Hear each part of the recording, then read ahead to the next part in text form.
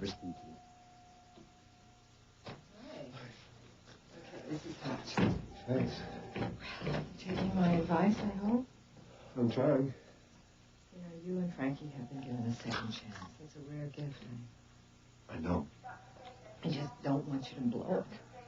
Felicia, for a few moments, she was really dead.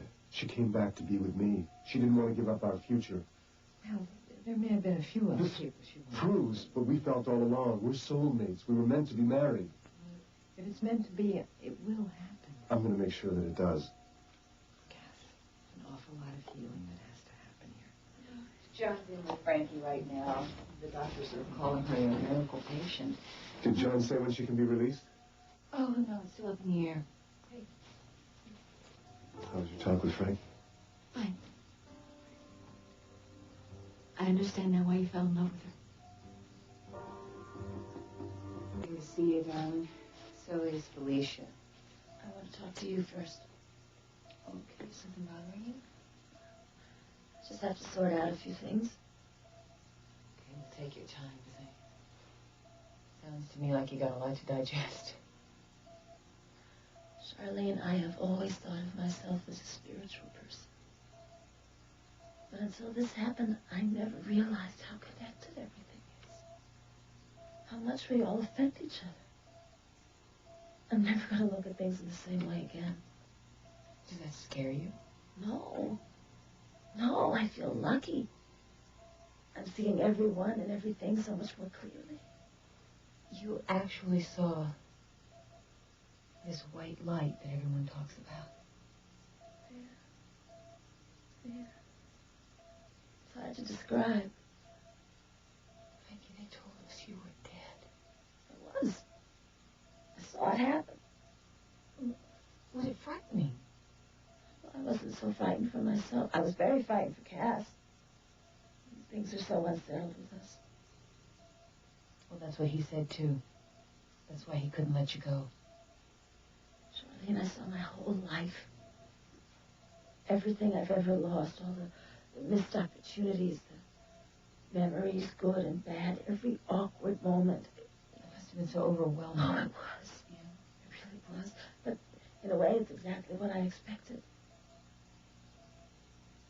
But then something happened that completely threw me. You're never going to believe this. I owe Frankie a lot. Well, she doesn't think like that. Well, I'll always be grateful.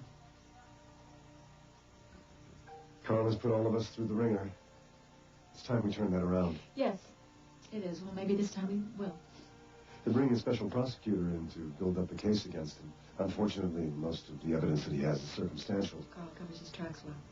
That's why we're going to have to educate the jury, let them know how he operates. Yes, I'm going to testify.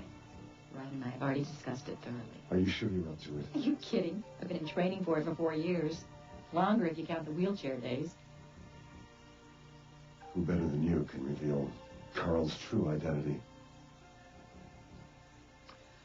I can't wait to tell the jury what that man has done and what he is capable of. So this little boy who appeared to you was your guide? That's what I thought at first.